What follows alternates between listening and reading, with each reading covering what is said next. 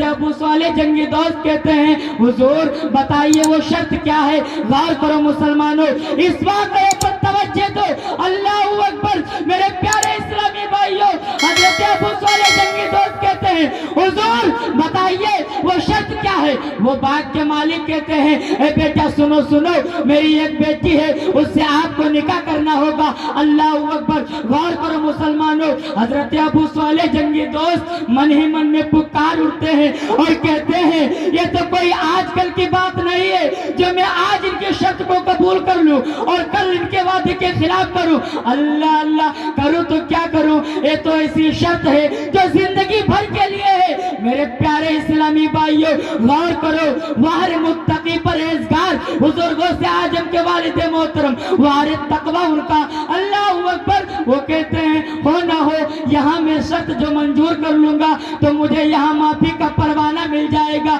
جو میں نے سیب کھایا تھا بغیر اجازت اس کی مجھے معافی یہاں مل جائے گی، اور اگر میں باغ کے مالک سے معافی کا پروانہ نہیں ملا مجھ کو تو کل قیامت کے دن رب کے پاس میری پکڑ ہوگی۔ اللہ اللہ، مسلمانوں غور کرو، عزیزان ملت اسلامیہ، میرے پیارے اسلامی بھائیوں، بزرگوں سے اعظم کے والد محترم حضرت ابو صالح جنگی دوست اس شرط کو منظور کر لیتے ہیں۔ منظور کرنے کے بعد کہتے ہیں باغ کے مالک اے بیٹے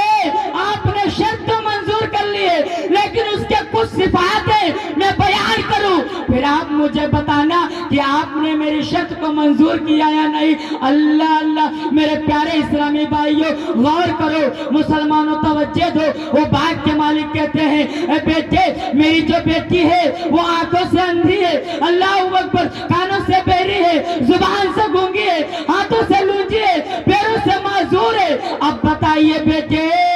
اب بتائیے آپ میری شرط آپ کو منظور ہے یا نہیں؟ اللہ اللہ، میرے پیارے اسلامی بھائیوں، وارے ان کا متقی، وارے وہ پرہیزگاری، وارے میرے پیارے اسلامی بھائیوں بزرگوں سے اعظم کا زہد و تقوی دیکھیے، بزرگوں سے اعظم کے والد محترم کا متقی پرہیزگاری دیکھیے، جو وعدہ کرتے ہیں اس سے بے وفائی نہیں کرتے ہیں۔ بزرگوں سے اعظم کے والد محترم نے عرض کیا حضور میں نے جو وعدہ کر لیا ہے میں وفائی نہیں کروں گا۔ اللہ اللہ، میں نے جو شرط منظور کر لی ہے جیسی بھی ہو ویسے مجھے منظور ہے، حضور مجھے آپ معاف کر دیجئے۔ اللہ اللہ، میرے پیارے اسلامی بھائیوں، بزرگوں سے اعظم رضی اللہ تعالیٰ عنہ کے والد محترم جب اس شرط کو منظور کر لیتے ہیں، منظور کرنے کے بعد باغ کے مالک حضرت عبداللہ سومئی اپنی بیٹی فاطمہ ام الخیر کے ساتھ نکاح کر دیتے ہیں۔ نکاح کرنے کے بعد جب حضرت ابو صالح جنگی دوست اپنے حجرے میں جاتے ہیں کیا دیکھتے ہیں؟ قدم پہلا ہی رکھا تھا، اللہ اکبر، کہ وہ کمرہ نور سے اللہ اکبر جگمگا رہا ہے، اتنا حسین و جمیل نظر آ رہا ہے۔ عزیزان ملت اسلامیہ کہ حضور غوث اعظم کے والد محترم نے حضرت ابو صالح جنگی دوست جب پہلا قدم رکھتے، پہلا قدم رکھنے کے بعد اللہ اکبر فوراً واپس آ جاتے ہیں۔ واپس آنے کے بعد کہتے ہیں حضور اللہ اکبر مجھے آپ یہ بتائیے، نعرہ رسالت، مشرقی اعلی حضرت، فیضان اعلی حضرت، اشنی غوث برا کانفرنس جناب محترم فرحان علم پلیابی، جزاک اللہ، سبحان حضور غوث اعظم کے والد محترم حضرت ابو صالح جنگی دوست